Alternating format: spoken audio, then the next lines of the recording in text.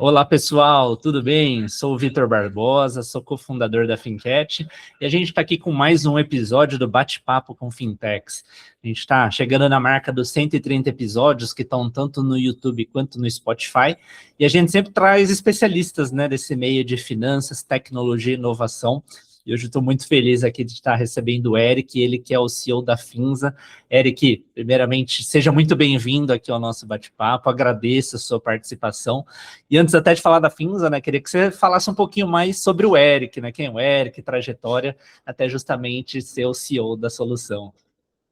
Primeiramente, obrigado aqui, Victor. Obrigado aí, Fincat.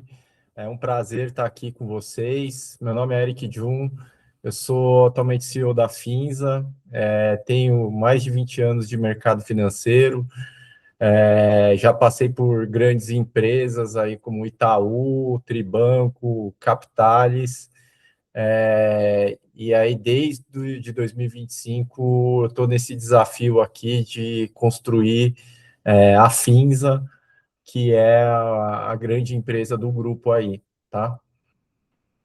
Muito E bom. só contando um pouco mais do meu histórico, acho Uhum. que é importante colocar, eu sou engenheiro de formação, pós-graduado em economia, fiz marketing, e aí eu desenvolvi essa carreira aqui, sempre no mercado financeiro, e é meu grande know-how e o que eu venho pregando aí ao longo dos anos.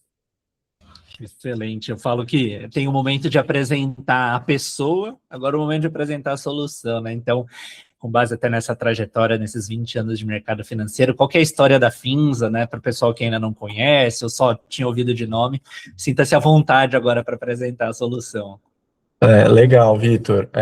A Finza, ela, na verdade, ela é uma spin-off da Blips, né? Eu vou contar um pouco a história da Blips para eu contar um pouco a história da Finza, né?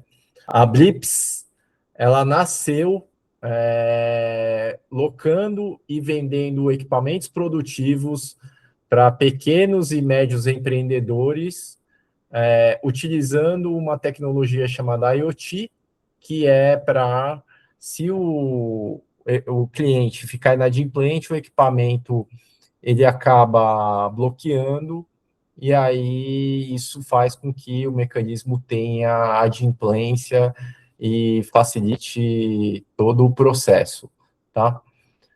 De que forma a Blips vende os equipamentos? Ele vende de duas formas, vende à vista e vende financiado. Entendeu-se, por uma leitura aí dos acionistas, que existia a possibilidade de ter um spin-off da operação, tá? Então, em 2025, entendeu-se que tinha a possibilidade de manter um motor de crédito, o IoT e a plataforma de cobrança para outras indústrias, e aí que veio a oferta de criação da Finza, né, no intuito de multiplicar e expandir esse potencial de negócio existente dentro da Blips e agora oferecer para outras indústrias, tá? Então, eu acho que a Finza tem um potencial enorme, nascido através de um teste, ou vamos dizer assim, uma casa que incubou esse negócio e poder oferecer isso para outras indústrias que vendem outros equipamentos que não sejam os mesmos equipamentos da Blix. Tá? E eu acho que tem mais uma pergunta que vai se derivar, uma para o seu pessoal e uma para o caso específico da Finza, né? Acho que primeiro na sua carreira, né? Como que foi atuar no mercado financeiro por 20 anos, vamos dizer assim, né? Como um contratado, e como que foi a decisão, a transição de, pô, não, eu vou empreender, vou ser CEO de uma solução com base tecnológica. Você mudaria alguma coisa nessa trajetória? Você acha que foi muito importante cada uma das empresas que você passou? Eu gosto de colocar essa pergunta porque muitas vezes passa muita gente aqui no canal que conta um pouquinho da história e o pessoal que está nos assistindo fala, nossa, mas parece que é tão fácil, e a gente sabe que não é, né? Então, é muito esforço, é muito trabalho para daí a gente contar aqui em alguns minutos como funciona, né?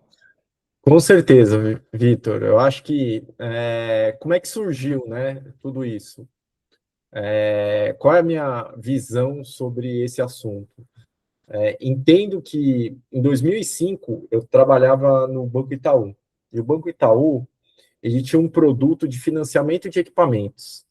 E na época era um produto que não vinha com grandes expectativas, eu acho que vinha com volume reduzido, e assim, não era foco do banco naquele momento. Eu acho que porque não existia um mecanismo de IoT, tá? Assim, a minha leitura é que não existia o IoT na época. E quando eu, em 2025, recebi esse convite, né, para vir trabalhar, entendi que essa dor do Itaú tinha sido resolvida com a proposta da Finza, que era justamente ter um mecanismo que gerasse esse controle de adimplência em função da utilização do equipamento. Tá? E aí, entendendo e olhando essa oportunidade que foi feita, essa proposta, o Ricardo me fez essa proposta de vir trabalhar na Finza, né? Eu olhei para todo o meu histórico de carreira e falei assim, eu nunca tive uma oportunidade de resolver uma dor que o mercado, na época, tinha 20 anos atrás, e hoje ela está aqui na minha frente, né, pedindo para ser resolvida. Então, eu acho que foi essa mudança de mindset que me proporcionou vir para a Finza e assumir esse desafio aqui de construir a Finza, né, que futuramente tem grandes ambições de se tornar a casa do empreendedor para poder proporcionar outros equipamentos para todos, né? Sensacional. E ó, o outro lado da pergunta que eu ia fazer mais relacionada à Finza é também conta um pouquinho com a sua experiência, né? O que diferencia, né, uma fintech, uma startup, uma solução de base tecnológica de, por exemplo, uma instituição financeira tradicional como as que você passou, como o próprio caso do Itaú? O que você percebe, seja no sentido como um cargo de decisão, seja no sentido de equipe, de criação de projetos? Porque a gente sabe muito bem que quem está de fora sabe que são coisas diferentes, mas nem imagina o quanto, né? Só quem está de dentro, ainda mais que vivenciou os dois mundos, pode pontuar tão bem, né? Assim, a fintech, ela tem uma grande vantagem, Victor. Você consegue errar. E você está num ambiente não tão regulado que te permite fazer alguns testes, né? Quando você já se torna uma instituição financeira, essa regulação aumenta, né? Então, a chance que você tem de erro, ela é muito menor, tá? Eu acho que esse é um dos grandes pontos que diferenciam vir numa fintech e numa instituição financeira, né? Eu acho que outro ponto que eu entendo, né? Eu sei que os grandes bancos contratam gente de fintech e tudo para ter o mindset de inovação, né? Então, tudo aquilo que, como eu coloquei para você aqui quando eu contei a história do meu convite aqui, quando lá em 2005 o banco não conseguiu resolver essa solução, eu acho que ele não tinha nem como resolver, e até hoje eu acho que ele não tem como olhar para dentro de casa e achar alguém que faça isso. Então, as fintechs surgiram justamente, né, e possibilitaram isso, né, dessa dor que não só a instituição financeira tinha, mas o mercado tinha em termos de crédito, né, de ofertar crédito para empreendedor, né, e empreendedor acaba sendo o grande viabilizador de crédito, né, para você poder constituir o seu negócio. Então, entendo que as fintechs olharam para esse cenário, né, de estresse, onde você só tinha negativas, que os bancos não conseguiam dar crédito para determinado público, né, que era, eles gostam, os bancos não querem correr riscos, né, vamos falar assim. Também esse é outro ponto super importante de colocar, eles gostam de mitigar muito o risco. Só que eles não conseguiram achar forma de mitigar, né, principalmente para um público que é o empreendedor, que é um cara que precisa de crédito para viabilizar o negócio dele, e a fintech, ela conseguiu proporcionar isso porque ela consegue ter um mindset muito mais amplo e fora da caixa do que algumas instituições financeiras não conseguem olhar para esse desafio. Tá? Então, eu acho que E, elencar aqui minha conversa contigo aqui, o Vitor, eu ia falar, né, de regulação, ia falar de inovação. Tá? vamos pegar esses dois pontos, inclusive, então, Érico, que acho que eles fazem muito sentido, né? Então, pensando em regulação, pensando em mercado de crédito, né? Qual que é o momento hoje aqui, principalmente olhando para o empreendedor, e como que a Finza tem se posicionado nesse sentido? Olha, hoje, assim, a gente acompanha todo o cenário econômico e a gente está em um dos patamares com as taxas de juros mais altas da história, né, desse país, né? E hoje o crédito, ele realmente é escasso. A gente vê esforço do governo em trabalhar, e você vê um cenário de muita incerteza com Bacen exigindo liquidações de instituições financeiras, exigindo assim muito mais, vamos dizer, é, como é que eu posso explicar? Um pouco mais de restrição, acho que a palavra certa é restrição na concessão, tá? Em função desse cenário. E a Finza, ela justamente é o cenário que ela mais gosta. Por quê? Porque ela entende a dor do empreendedor, a necessidade que ele tem, né, de criar o próprio negócio dele, da indústria poder vender mais, porque é a partir daí que vem o mote da Finza, e ela acaba proporcionando isso para o mercado.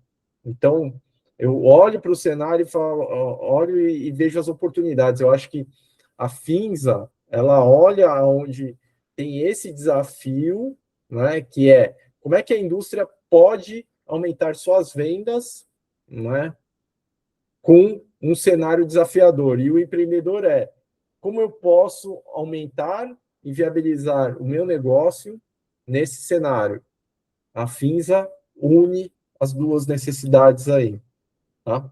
Ela acaba capturando, né, vamos dizer, as metas, as vontades que a indústria tem de crescer o próprio negócio, viabilizar, entregar as metas que ela se comprometeu com ela mesma, né? E aí, através da Finza, ela consegue chegar ao empreendedor ofertando as máquinas financiadas. Tá?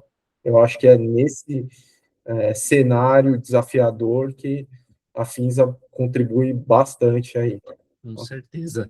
E acho que aí também pegando o lado da inovação, né? Em que momento que a gente está nesse sentido de inovações financeiras? Você que já tem essa trajetória com 20 anos de mercado financeiro, tudo o que você tem percebido desses últimos anos? E mais do que isso, né? Quando a gente fala de inovação, é muito para onde vai. Então, você, a Finza, o que vocês estão esperando daqui para frente? Olha, a inovação, a gente sempre fala que ela não dura 1 ou 2 anos, né? Então, no nosso, hoje, por exemplo, a gente tem o nosso IoT, ele já foi de diversas formas, né? Já foi físico e ele tende a ser cada vez mais, vamos dizer, integrado dentro do sistema. E isso né, a mudança, né, e aí a gente fala especificamente da inovação, eu deixo de ter físico, né, um instrumento físico, e cada vez mais eu fico atrelado digitalmente com o cliente. Então, essa curva, ela não deve durar mais que 1 ou 2 anos aqui no meu cenário. A gente começa num cenário desse e provavelmente vai para outros cenários. Eu falo que, assim, se o Google foi disruptado, né? Eu falo para dentro da empresa, né? Se o Google foi disruptado pelo ChatGPT o ChatGPT não durou nem 3 anos, já foi disruptado pelo Cloud AI, então o que vai levar a inovação? Ela é muito rápida, ela não tem fim, e eu acho que ela contribui demais para a escalada dos negócios, né? E eu entendo que, assim, se eu não estiver atento a todas as mudanças do mercado, provavelmente a Finza, ela tem que acompanhar. Eu não vou dizer que não sou eu, mas acho que a empresa como um todo, as empresas como um todo, elas têm que acompanhar essa evolução cada vez mais. Sem dúvidas, a gente fala de tecnologia faz tempo, acompanhando a humanidade, mas você falou muito bem, é uma coisa que se acelerou, né? O pessoal usa muito o termo da escalabilidade, exponencialidade. Então, seja o profissional, seja a empresa que não acompanha, tende a ficar para trás. Você trouxe um caso muito pertinente, que é esse do, vamos falar de chat GPT, já em questão de rapidão já ficou para trás. Então, imagina um mercado financeiro que por tanto tempo demandou, né, dessa disrupção e agora está sendo metralhado por todo lado, né? Eu acho que o mercado financeiro, eu brinco que os bancos não são instituições financeiras, né? Os bancos são empresas de tecnologia que emprestam dinheiro. Por que eu falo isso? Porque se eles não investem em tecnologia, né, ou vamos dizer, em inovação, sob o olhar deles, de se proteger, de ter cada vez mais controles, gestões enfim, eles vão ficar para trás. E aí sofrem ataques, clientes deixam de utilizar a plataforma porque não são mais atraentes. Então, eu entendo que o mercado financeiro ele depende de tecnologia, depende de investimento, depende de inovação para poder cada vez mais continuar sendo um dos setores mais rentáveis desse país, né? Como você vê os balanços das instituições financeiras aí sempre no alto da cadeia. Tá?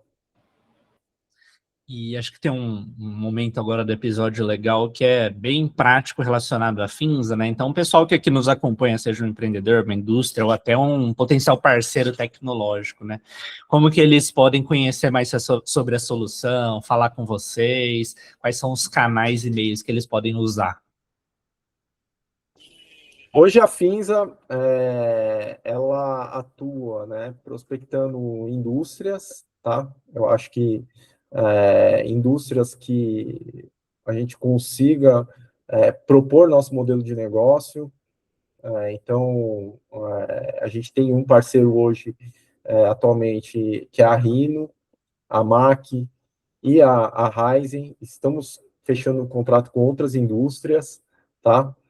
E indústrias que queiram impulsionar suas vendas, tá?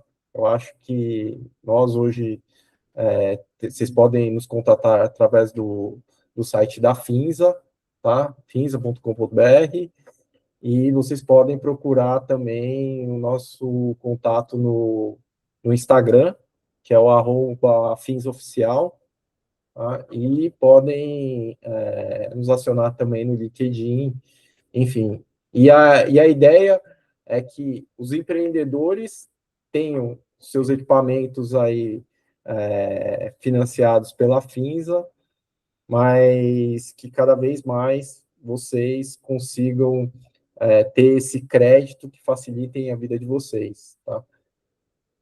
Muito bom. Então, acho que uma bela forma do pessoal dar continuidade aqui ao papo que eu estou tendo com o Eric é justamente se conectando com ele, conhecendo um pouco mais sobre a Finza. E antes da gente encerrar, Eric, falando um pouquinho também do futuro da Finza, o que vocês estão imaginando para esse restante de 2026, seja algo interno, seja algo externo, eu sei que a gente não tem nenhuma bola de cristal para cravar o que vai acontecer no futuro, né? Mas a gente tem planejamento. Então, pensando em Finza, o que vocês planejam para esse restante de ano? A Finza, a gente foi ao mercado, acho que todo mundo já viu que ela surgiu como uma spin-off, a gente vai buscar ter uma meta aí de financiar novas indústrias em 40 milhões, tá? Eu acho que é um mercado promissor, a gente já tem 3 clientes contratados, estamos com outros contratos aí para serem assinados, nosso pipeline é grande, estamos muito otimistas aí em entregar essa meta e, com certeza, a Finza não é só simplesmente um originador, né? A Finza tem um grande potencial de se tornar o banco do empreendedor, né? Então, essas são as nossas metas a partir de 2027, 2028, que a gente pretende se tornar uma instituição financeira nos próximos anos, tá? Achei muito legal isso do banco do empreendedor. Acho que você trouxe muito bem ao longo do episódio, né, a importância do empreendedorismo e a importância, então, de grandes players, como o caso aqui da Finza, de estar suportando isso, né? Então, parabéns aí por essa missão e a gente espera cada vez mais estar ouvindo sobre vocês por aí e, inclusive, aqui ficamos de portas abertas, viu, Eric? Muito obrigado, Vitor, obrigado, Fincast. Eu acho que para mim foi uma oportunidade enorme de poder contribuir um pouco aqui com vocês. Muito agradecido aqui por essa oportunidade e fico à disposição, uma eventual volta, e é isso. Muito obrigado, gente. Pô, a gente que agradece. Então, pessoal, se conectem com o Eric, sigam e conheçam o site também da Finza, e com certeza a gente está super à disposição para ter atualizações. Com isso, então, a gente fecha mais um bate-papo com Fintechs e a gente se vê no próximo. Obrigado, Eric, obrigado, pessoal. Obrigado.